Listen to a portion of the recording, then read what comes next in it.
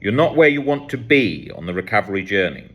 And that is okay, because that is a place I found myself in many times along the recovery journey, as well as the thousands of others that I've worked with the team here over the years.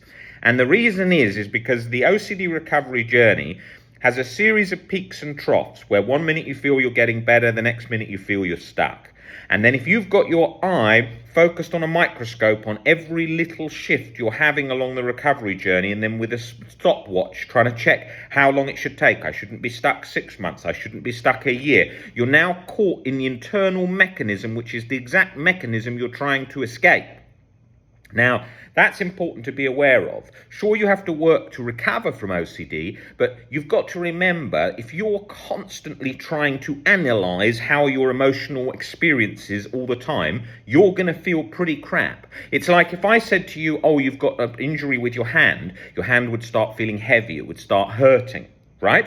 And there's loads of things going on in your body that you're not paying attention to now, and so the nervous system isn't fired up, fixated on them. Now, if you're viewing OCD as a threat in your mind, you're 24/7 locked on at fixing that threat. That threat is going to feel heavier, harder, more challenging, more locked on.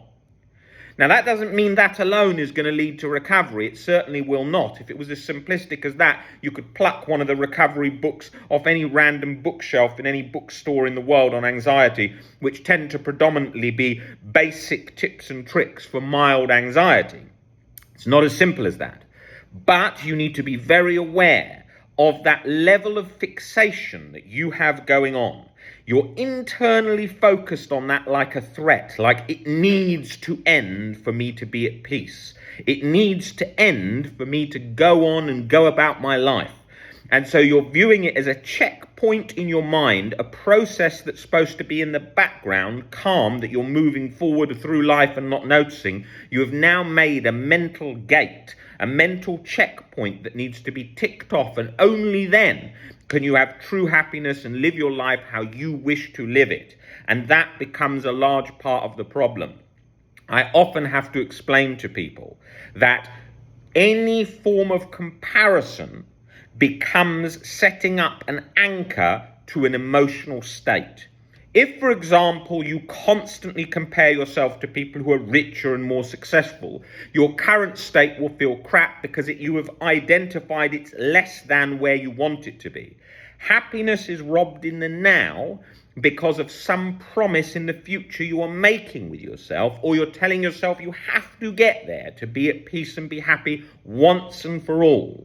And that is the trap that most humans fall into, and additionally so when they're trying to recover from anxiety, because the success destination is now an internal point of, when I can get to this mental point, then I have succeeded externally in recovering from a mental health situation.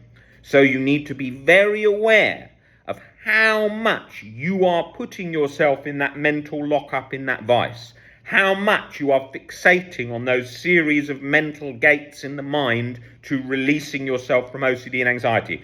I lived with OCD for years. I know exactly what it feels like. It feels like in the mental rumination process, you're going to get an imaginary key to an imaginary lock that's a few inches away from your fingers, and then you're going to get freedom forever. You're going to suddenly remember that thing from the past specifically in enough detail to bring about everlasting peace. And nobody has found peace in that way, because that is not the way to recovery.